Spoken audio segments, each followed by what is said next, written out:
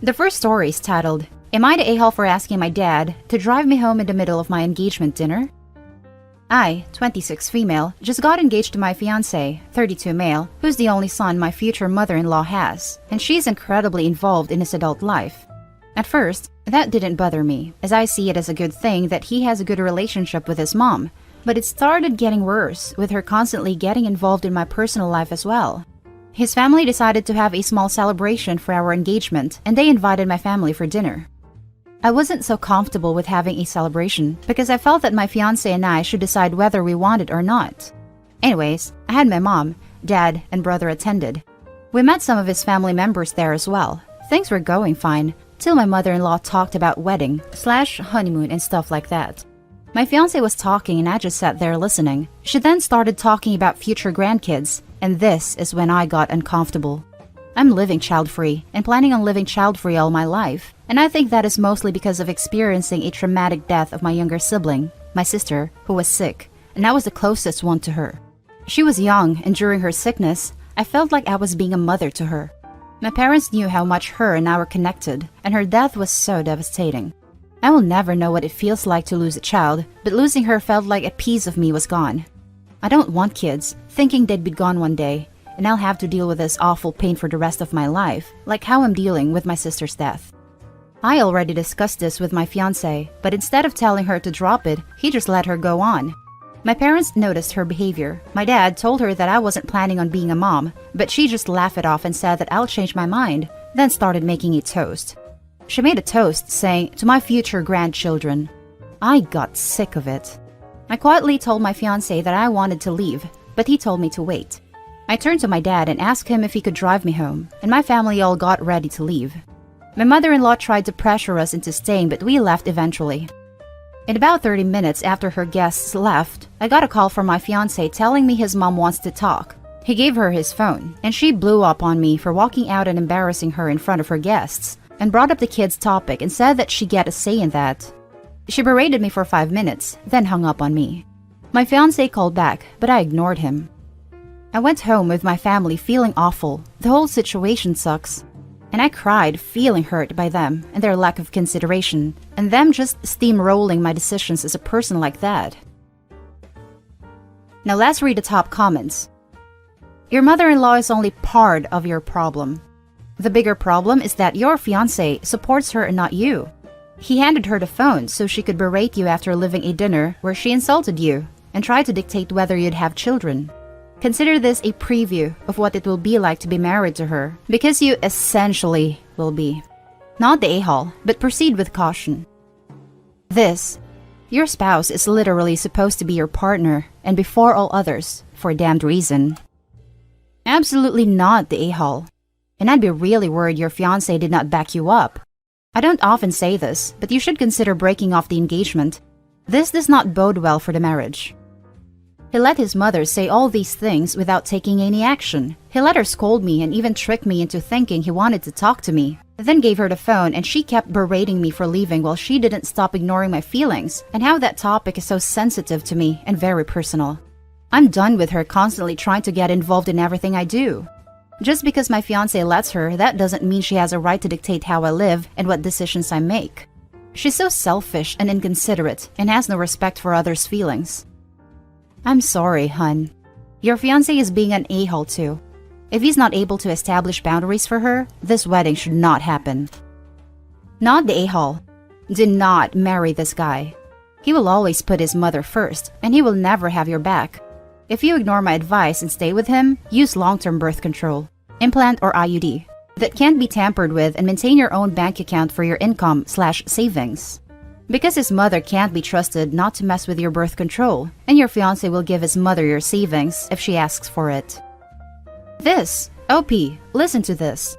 I don't think you should marry him. Clearly, it's your life. Like, you do you, girl. But if you leave him, let them both know why. It's because of her and him, of course. Now for the next story. Am I the a-hole for locking my husband out of our bedroom after our wedding reception? The title sounds bad, but hear me out. We were high school sweethearts and met at 14. We dated for 6 years before getting married, and it was clear that he's always been extremely close with his mother. She's always been trying to convince him that we shouldn't be together. Even when we were teens, she was trying to break us up. When we first announced our engagement, she freaked out. She told him you won't have a future with her. You're too young, you don't know what you're doing.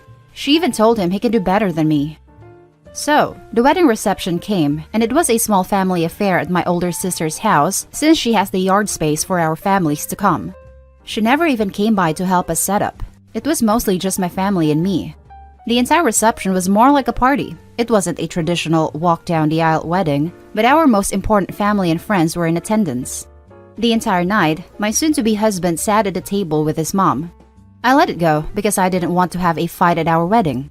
We still did traditional things like sharing vows, taking pictures, cutting the cake, etc. But besides those moments, it was like I barely saw him. When it came to cut the cake, he took the first slice over to his mother. I was upset because the first slice should go to the people actually getting married, but again, I let it slide. I spent my wedding at a table with my best friend and my 14-year-old brother-in-law. The night after the reception, we got into it because it didn't help once with the wedding and for all the reasons above. And just when we were getting home, he tosses the cake in the fridge without covering it or anything. Here's where I may be an a-hole, because I started asking him to wrap the cake and we got into a huge fight about it, if it was fine or not. I felt just done with the whole day, went into our room and locked the door. I was so mad I eventually ended up falling asleep, and he slept in the couch on our wedding night. I didn't mean to fall asleep, I just wanted some space for a bit. We've been fighting on and off since, and his mother has called me a bridezilla more than once, so I'm starting to doubt myself. Am I the a-hole here for not allowing my new husband into our bedroom on our wedding night? Now for the top comments. Not the a-hole, annulment. He's already married to his mother. Nailed it. 110%. Get out of this relationship. Speaking from experience, this doesn't get better, and he won't change. This is an everyone sucks here for me. You married a mama's boy at 20 years old. That was your choice. He showed you that he still had a lot of growing to do, and you still married him anyway. What did you expect would happen? When deciding who to marry, you have to consider the in-laws that come with it. Yikes all the way around. You knew this woman for 6 years, Opie? Everyone sucks here. This is not an advice sub, but here's some from an older, happily married lady. Young couples either grow together or grow apart. If you want to be the former and not the latter, get comfortable with saying, I felt hurt when you, and I realized that what I did was hurtful. I am sorry, and I'm going to work hard not to do that again. Because marital problems are not you versus him. They are you and him versus the problem. That is, it's not you versus husband and mother-in-law, but you and husband versus how mother-in-law treats you and how he prioritized the two of you in his life. If you need some space, say it. If you feel insecure, say it. If you feel overlooked, underappreciated, mad, etc., say it. Pettiness, passive-aggressive BS, and silence will murder your relationship, so open up. Yeah, it's scary. But if there is anyone out there whom you can be vulnerable with, it's your spouse. Edit. To quickly address the comments below. People don't change, but they do grow. You are not the person you were 5 years ago and 5 years from now. You look at the person you are today and sometimes shake your head. People also make mistakes. Stupid, careless, obvious mistakes. I am not placing all the blame or putting all the effort on Opie's shoulders. They will both have to learn to give each other grace and the benefit of doubt to grow as a couple together. Please keep in mind that Opie is giving us a few paragraphs on the things about her husband that piss her off the most. Of course, the reaction is, what a S-head. Drop him like he's the beat. Thanks, I'll show myself out. That's how Reddit works.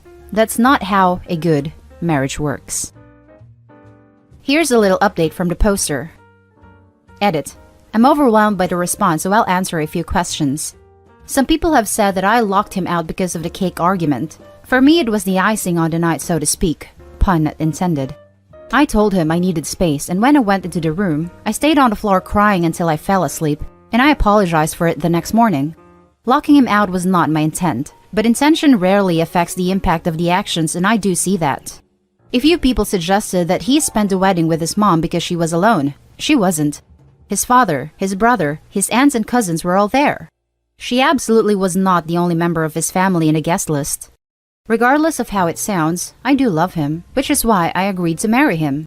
His mother was against us because we met online. We have lived together for 2 years in a basement apartment. Full bedroom, bath, living room, and kitchen. That's connected to my mom's house, but that's to save money for now. The wedding felt like the next step in a relationship, but a lot of people are telling me we should have waited or to get an annulment or divorce. We have a lot to work on, but I don't think it's that level yet. I'm going to try to catch up with all the comments, but there are so many notifications that when I scroll through them, it glitches and jumps to the top. Now for the last story, am I the a-hole for gifting my step-niece my engagement ring rather than my biological one? I'm 35 and I have an older brother who has 3 kids with his wife. 2 are biologically his. His oldest is Abby, who is 22. He married Abby's mom when Abby was 3 and adopted her when she was 10. Their middle child is Stephanie, age 17. Abby has always been treated as a part of our family, especially since her bio family are very distant. I was only 16 when she became my niece, and she was like a little sister to me. Abby got engaged this year, and I offered her my original wedding ring. The diamonds in it were originally my grandmother's, who gave it to my mother, who gave it to me. I only have boys, so I wanted to give it to Abby to keep the tradition alive. Abby was ecstatic. My sister-in-law and brother were also appreciative of the gift. The issue, I think, stems from my mother. She was disappointed I didn't save the ring for Stephanie. The ring has always gone to the woman that marries first in the family, and I pointed that out to her, but she insisted it should stay in our family. That is, blood relation, and that it wasn't fair to Steph.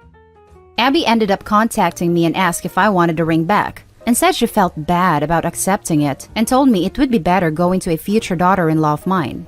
I insisted she keep it. I'm pretty sure Abby didn't feel suddenly guilty all on her own, but she didn't say why she had a change of heart. I asked my brother what was going on and he said Steph had been jealous and pouty and Abby felt bad.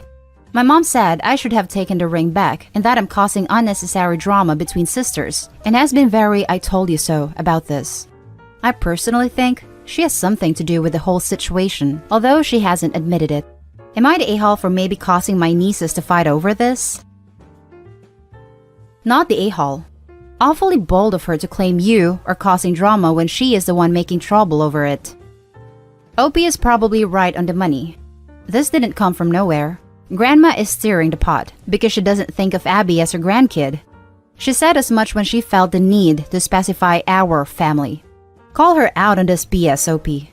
Abby has been a part of your family for 2 decades and your mom is being needlessly cruel. Not the a-hole. This is like saying an adopted child is not a real member of the family, which is pretty reprehensible in my opinion. This, her mother and younger niece are disgusting, though I'll give the niece more of a pass, as she's still young and dumb. So, Opie is not the a-hole, but mom is, and Opie's bro and sister-in-law are too. If they have in any way allowed younger niece to believe she's more special because she's a bio kid. Just ick all around, except for Opie and Abby. Not the a-hole. If your brother got recently married, it'd be one thing. But he raised Abby since she was 3, has been her father her whole life.